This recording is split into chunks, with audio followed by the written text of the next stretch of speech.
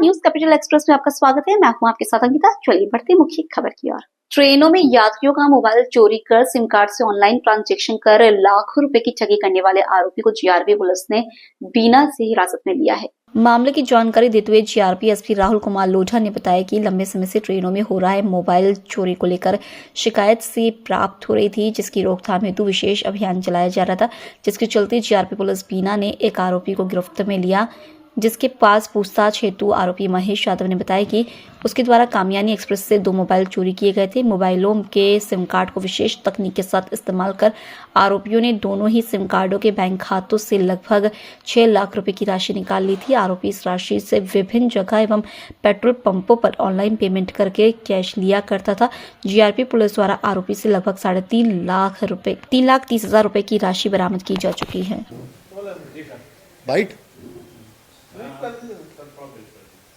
एक मामला ऐसा है जिसके अंदर एक सिंपल मामला पहले घटित हुआ था। जो रेलवे है, रेलवे में एक मुंबई का व्यक्ति है, उसका मोबाइल जो है वो चोरी हो गया था। उसमें एप्पल का मोबाइल था। उसके बाद में उसकी शिकायत हुई। शिकायत होने के बाद में पुलिस ने उसकी इन्वेस्टिगेशन करी।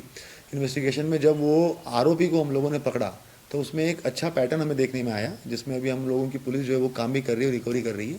ये आरोपी जो है ये क्या करता है कि जो भी मोबाइल वगैरह चोरी करता है तो मोबाइल में जो स्क्रीन लॉक वगैरह होते हैं तो उसकी वजह से ये मोबाइल एक्सेस नहीं कर पाते।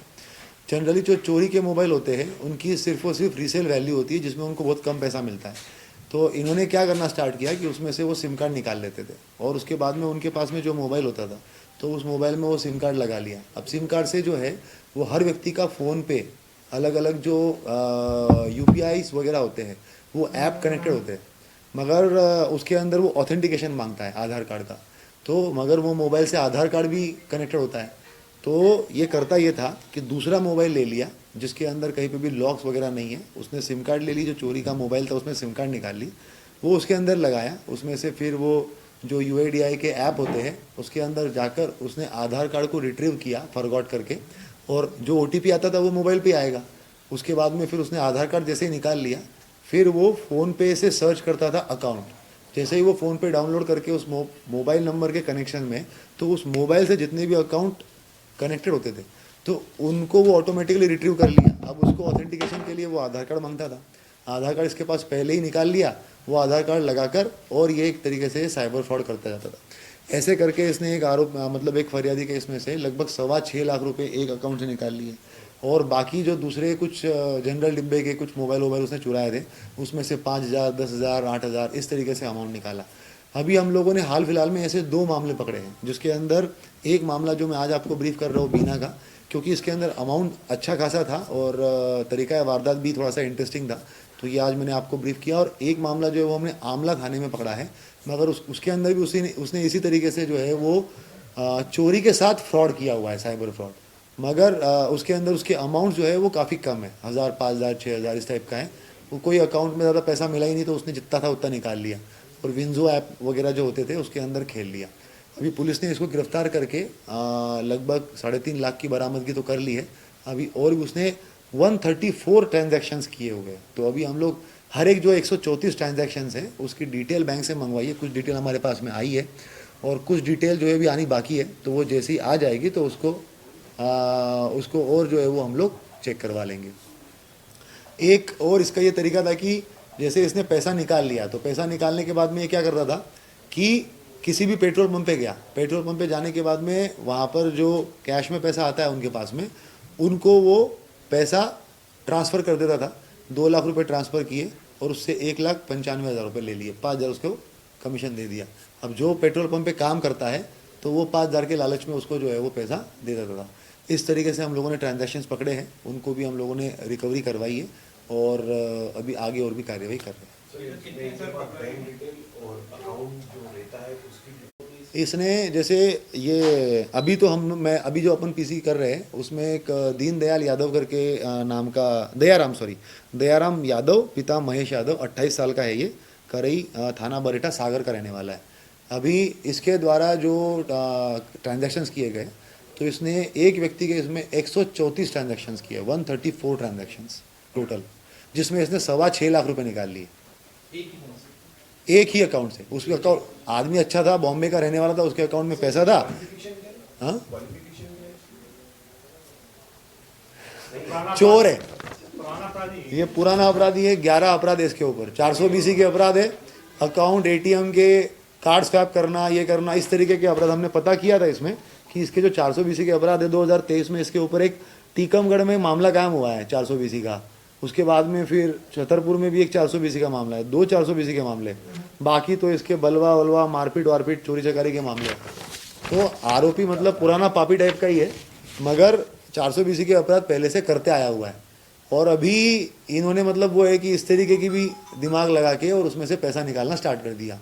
ऐसा सेम केस हम लोगों ने अभी कुछ दिन पहले आमला में भी पकड़ा था, तो उन्होंने भी मतलब अच्छा उसके अंदर यही सेम दिमाग इस्तेमाल किया गया था। पर उसमें क्या है कि वो जितने भी अकाउंट उनको मिले वो सब ऐसे थे कि जनरल डिब्बे के मोबाइल थे। तो उसमें जैसे जो व्यक्ति गरीब होगा तो उसके अकाउंट में 5-6 हज़ार 10,000 होगा, तो उसमें से उन्होंने 5-1 हज़ार रुपये निकाल लिए ऐसा।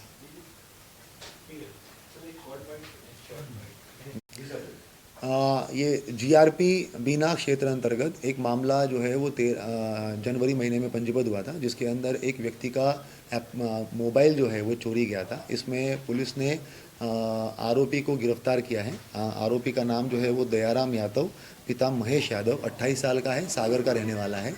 ये आरोपी को जब हम लोगों ने और भी इंट्रोगेट किया और उसकी जो सीडीआर और बाकी डिटेल्स देखी है, तो उसके अंदर से और भी हमें ये पता चला है कि इसके द्वारा जो चोरी के मोबाइल होते थे उसके सिम कार्ड का इस्तेमाल करके दूसरे मोबाइल में डालकर उसमें से आधार कार्ड जो मोबाइल नंबर से कनेक्टेड होते हैं वो उसको रिट्रीव करके, और जो फ़ोन पे और दूसरे ऐप्स होते हैं जिसके अंदर से पैसे को ट्रांजैक्शंस किया जाता है, वैसे ऐप को उसके अंदर इंस्टॉल करके उसमें से पैसा निकाल लिया गया।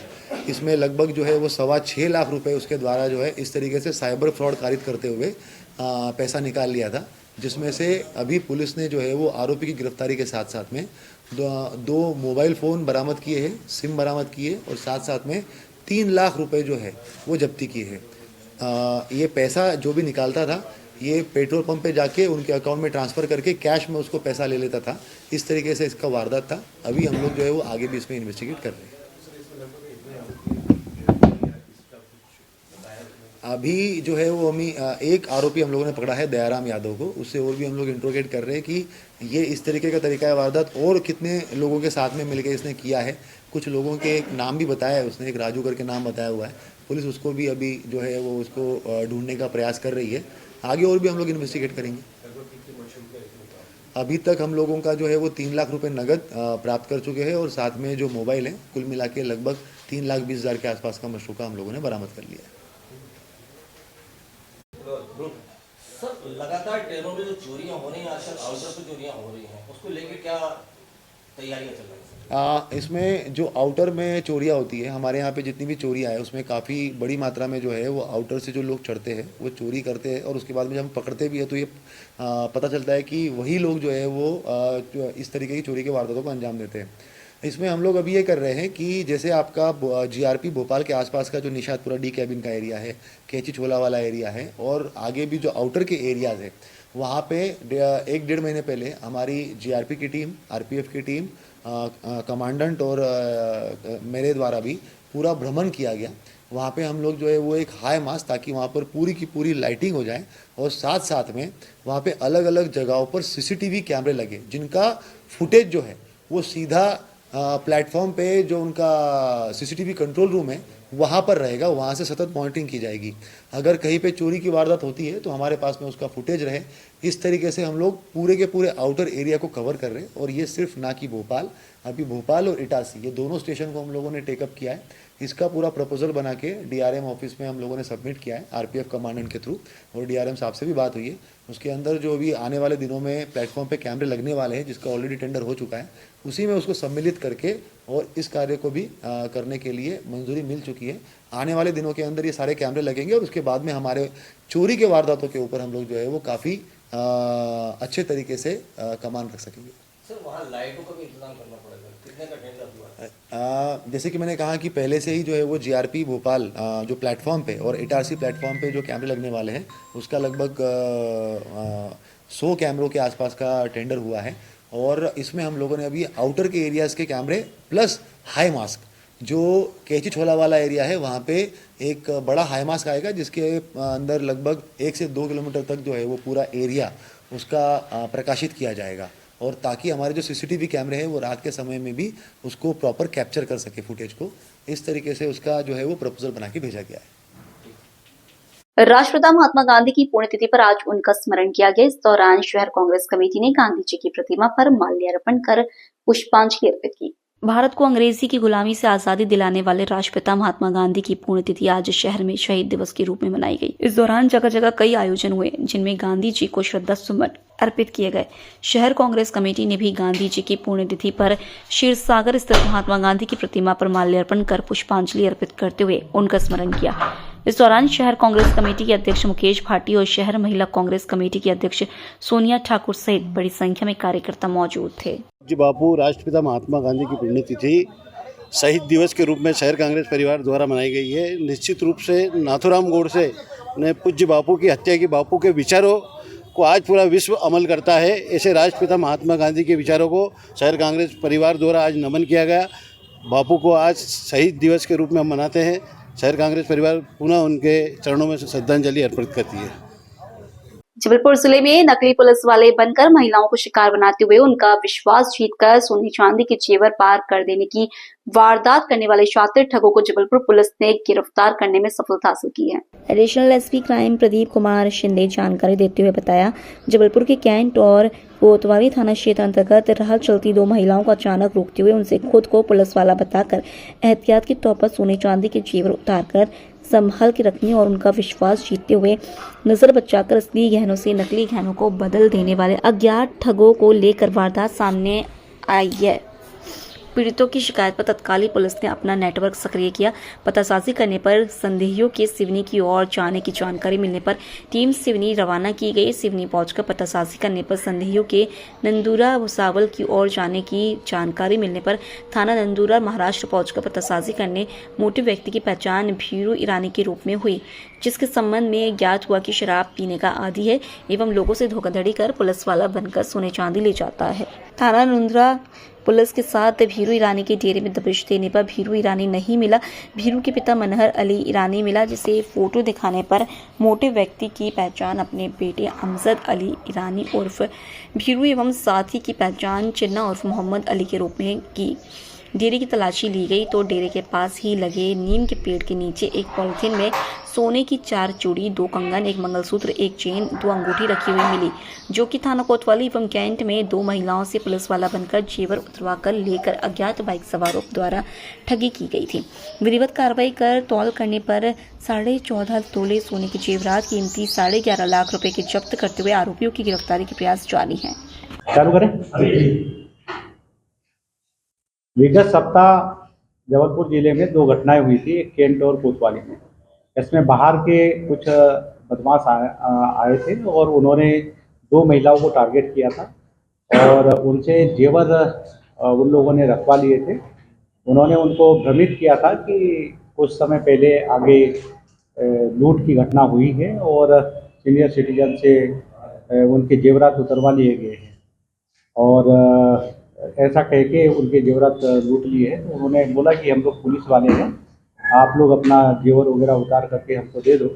उन्होंने जेवर उन लोगों से उतरवा लिया और उसको कागज में लपेट करके 2 पुड़िया बनाई है, जिसमें से एक उन्होंने संबंधित को दे दिया था जिसमें पत्थर रखे हुए थे और दूसरी जिसमें ओरिजिनल जेवरात रखे थे उनको वो साथ में लेकर के चले गए थे। तो एक कैंट में श्रीमती विनय कुमारी टाडिया से इन्होंने जेवरात ले लिया था और दूसरा कोतवाली से श्रीमती ज्योति जैन से जेवरात लिया था।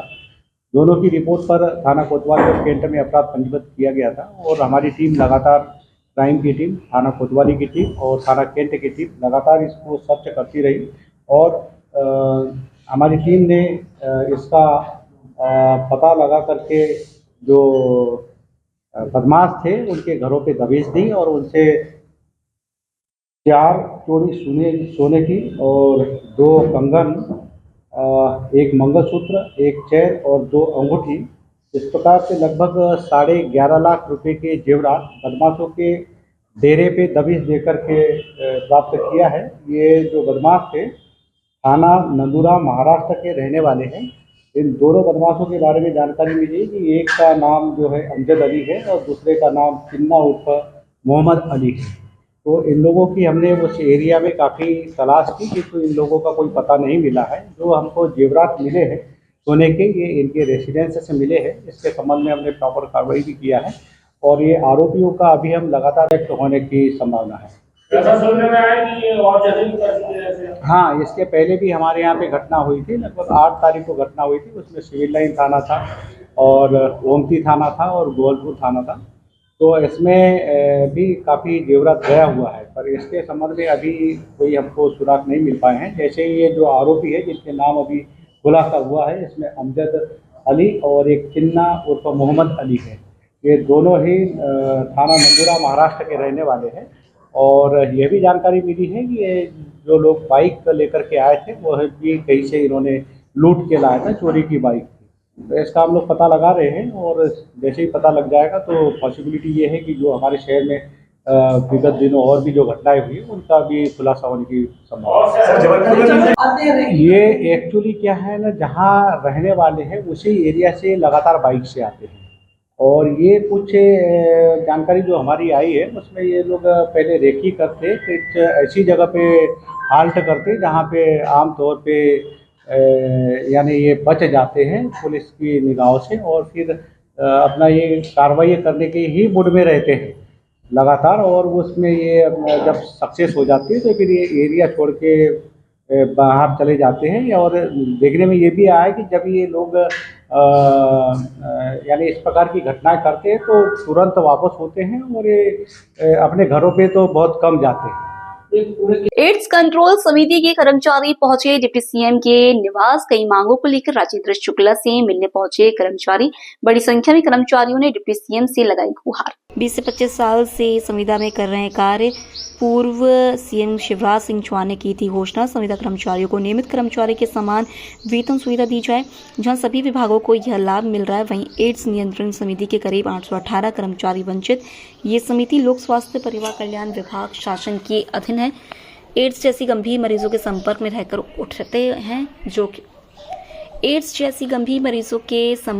उठाते हैं जोखिम। आज मंत्री बंगलों के चक्कर काटने को है मजबूर। कर्मचारी हर बार दिया जाता है आश्वासन के बाद भी नहीं ली जाती है सुध। मांगे नहीं माने जाने पर बड़े आंदोलन की चेतावनी। ये आज आप यहाँ आए हैं अपनी मांगे लेकर, क्या है आपकी मुख्य मांग? मैं सुनील मिश्रा, मध्य प्रदेश एड्स राज्य नियंत्रण समिति में जो कर्मचारी उनका अध्यक्ष हूँ। हम लोग संविदा नीति 2023 को लेके अपनी मांगों को लेके माननीय उप मुख्यमंत्री राजेंद्र शुक्ला जी से मिलने आए हुए हैं। हम लोगों की मेन मांगे ये है कि संविदा नीति 2023 जो प्रत्येक विभाग में संविदा कर्मचारी थे उनको सबको इसका लाभ मिल चुका है, ऑर्डर जारी हो चुके हैं। राज्य एड्स नियंत्रण में काम करने वाले जितने भी कर्मचारी हैं अपने उन 818 उनको सबको इस माने लाभ से वंचित कर दिया गया है। पिछले लगभग 1 साल से हम लोग सब पूरा संगठन मिल रहा है, मंत्री से मिल रहा है, विभाग स्तर पर अपन प्रयास कर रहे हैं, पर उसमें आज तक कोई सार्थक हम लोगों को लाभ या सफलता नहीं मिल पाई है। और दूसरा एक सबसे बड़ी हम लोगों के साथ चीज़ ये है कि हर साल हमारे जो ऊपरी अधिकारी हैं वो अप्रेजल का प्रेशर बनाते हैं कि आपको हम निकाल देंगे, आप काम नहीं कर रहे हैं, जबकि NRHM में ये सारी प्रथा पहले ही खत्म की जा चुकी है। और इसी हम लोग ये चाहते हैं कि माननीय मुख्यमंत्री जी और माननीय DCM साहब से यही निवेदन है कि हम 818 कर्मचारियों को इसका लाभ तुरंत दिलाए जाने की कृपा करें। अगर मांगे पूरी नहीं होती तो क्या है? सर के पड़ोस में ही रहती हूँ, उसके बाद भी कई बार सर से मिलने के बाद भी जो है आज तक हमारा काम पेंडिंग पड़ा है।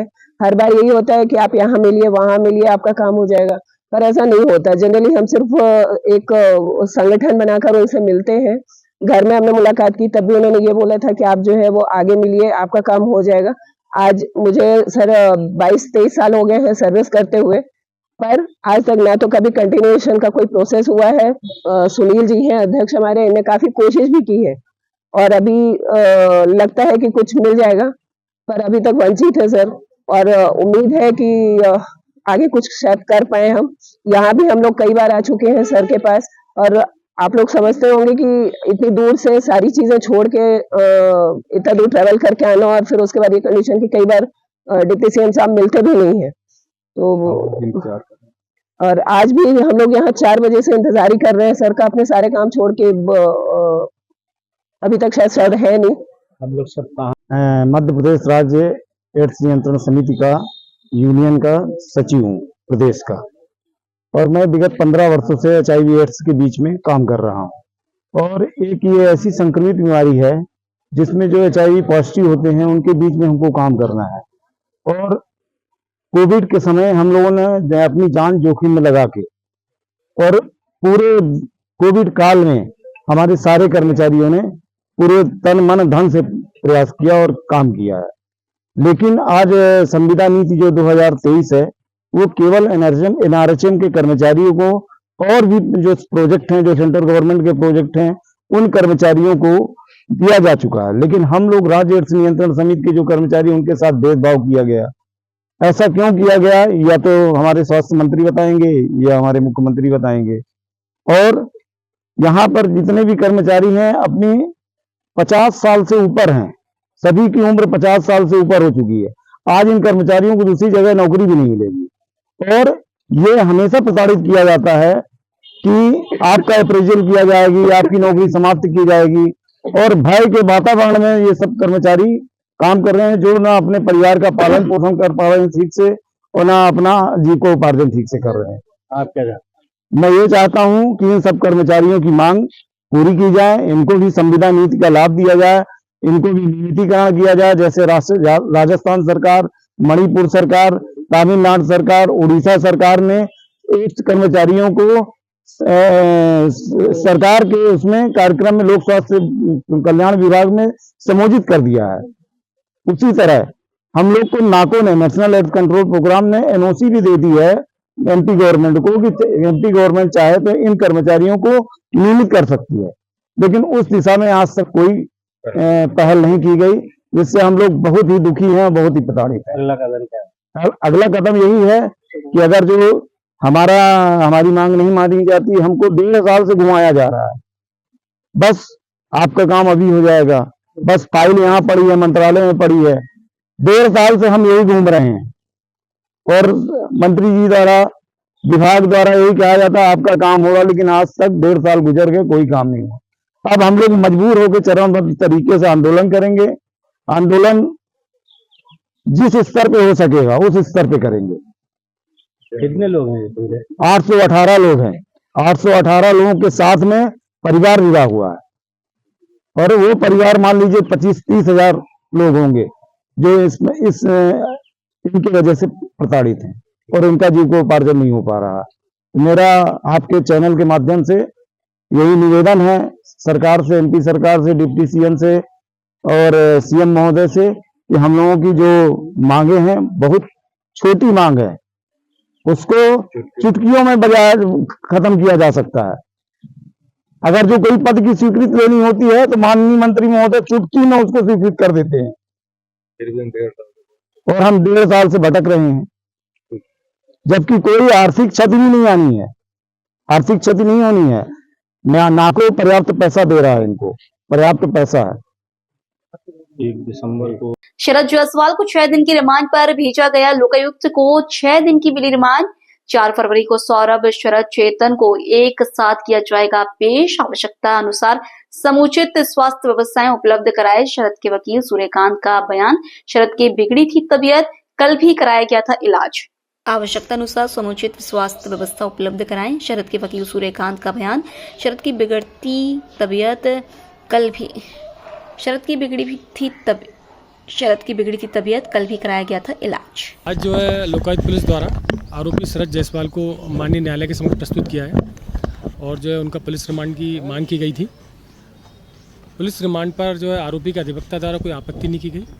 उनकी आपत्ति केवल आरोपी के स्वास्थ्य को लेकर थी, जिसे माननीय न्यायालय ने जो है विचार उपरांत जो है लोकायुक्त पुलिस संगठन को, विवेचक को निर्देश दिए कि आवश्यकता अनुसार आरोपी का स्वास्थ्य का ध्यान रखा जाए और आवश्यकता अनुसार उन्हें समुचित उपचार प्रदान किए जाए और उनका खान पान का ध्यान रखा जाए। इन सब बातों के साथ जो है दिनांक 4 फरवरी 2025 तक का आरोपी का से पूछताछ करने के लिए माननीय न्यायालय द्वारा लोकायुक्त पुलिस को PR ग्रांट किया गया है। सर, सौरभ, शरद और चेतन को 4 तारीख को एक साथ पेश किया जाएगा क्या लोकायुक्त? हाँ, जब दोनों सभी का जमानत जो है 4 तारीख तक है, तो ये स्वाभाविक है कि एक साथ मिक्स कर सकते हैं। तो सर तबीयत भी खराब हुई थी क्या सर शरद जायसवाल की अंदर सर कोर्ट में?